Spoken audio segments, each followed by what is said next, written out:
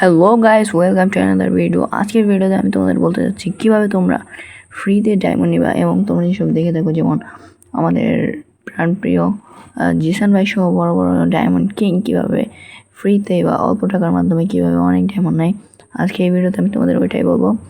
এখানে আমি তোমাদের সরাসরি কথাটা বলতে পারছি না, আমি এখানে টাইপ করছি, তোমরা বুঝে নিও। তো এই ক্লিপটা দেওয়ার পর তোমরা অনেকে বুঝেই গেছো যে কীভাবে এই জিনিসটা বলতে হবে। আমি আসলে উচ্চারণ করতে যাচ্ছি না, এটা যদি আমি বলি সরাসরি তাহলে ইউটিউব থেকে গাইডলাইন আসতে পারে। তো তোমরা যারা এরকম তোমাদের কি মনে হয় যে বিশ্বের বড় বড় ডায়মন্ড কিং ফ্রি ফায়ার গেমের পিছনে এত টাকা উড়াবে?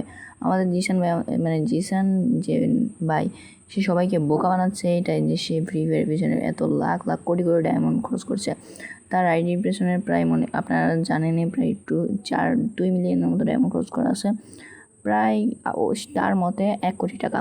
তো 1 কোটি টাকা আপনাদের কি মনে হয় যে গেমে খরচ করা হয়েছে? আসলে জিসান ভাই এখানে কার্ডিং ইউজ করে। আমি একজনের সাথে কথা বললাম টেলিগ্রামে, আমি ভিডিও লাস্টে তার নাম্বারটা পিন করে দেবো। আমি একজনের সাথে কথা বললাম, সে বললো ফ্রি ফায়ারের অনেক বড় বড় ক্রিয়েটররা এখান থেকে ওর কাছ থেকে এরকম কার্ডিং করে কার্ড নেয়। তো মেন কথা হচ্ছে ফ্রি ফায়ার অফিসিয়াল যে কার্ডিং নিয়ে যে বিষয়টা, ফ্রি ফায়ারে কার্ডিং করা সম্পূর্ণ ইলিগাল। তো এই কার্ডিং করলে হয় কি, ধরেন আপনি একজনের কাছ থেকে কার্ডিং করছেন, এখন কেউ রিক্সে আপনার কার্ডিংটা করে দেবে আর কেউ রিক্স ছাড়াই আপনার কার্ডিং করে দেবে। তো রিক্সে কীভাবে কার্ডিং করবে? মনে করেন আপনি তার কাছ থেকে কার্ডিং করছেন, এখন করার পর সে আপনাকে অনেক নাম্বার টাম্বার সব দিয়ে দিয়েছে। তো সেই নাম্বার পাইলো কই?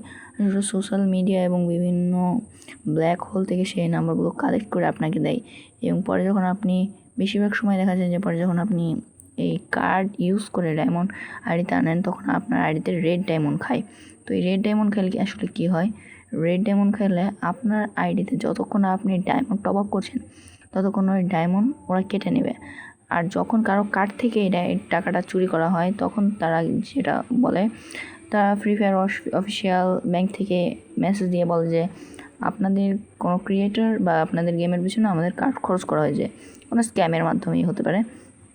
তো এরপর তারা জ্ঞানের কাছ থেকে রিফান্ড নেয়। তো ওই কোম্পানিটা জ্ঞানের কাছ থেকে রিফান্ড নেয়। ধরেন আপনি ভিসা বা ক্রেডিট কার্ড অন্যেরটা চুরি করেছে কেউ, বা চুরি করে আপনাকে দিয়েছে, এবং এরই মাধ্যমে ওরা রিফান্ডটা নিয়ে নেয়। এবং ওই রিফান্ডটা যেভাবে তুলবে না, আমি যেটা একটু আগে বললাম, আপনাদের রেড ডায়মন্ড খাবে। ডায়মন্ড যদি থাকে তাও রেড ডায়মন্ড খাবে, না থাকলেও রেড ডায়মন্ড খাবে। কীভাবে আপনারা কার্ডিং করবেন এবং কার্ডিং করার মাধ্যমে যা যা হয় আমি বলে দিলাম। আর যদি আপনারা কেউ এরকম রিস্ক নিয়ে কার্ডিং করতে চান, তো আমি বলে দেবো, আমি যার কাছ থেকে কার্ডিংটা বুঝি, তার টেলিগ্রাম লিঙ্ক আমি দিয়ে দেবো আপনাদের ওখানে, আপনারা দেখে নেবেন। টেলিগ্রামে নাম্বার দেবো, আপনারা জাস্ট মেসেজ দেবেন, সে একটা অ্যামাউন্ট দেখে আপনাদের বলবে কার্ডিং করতে।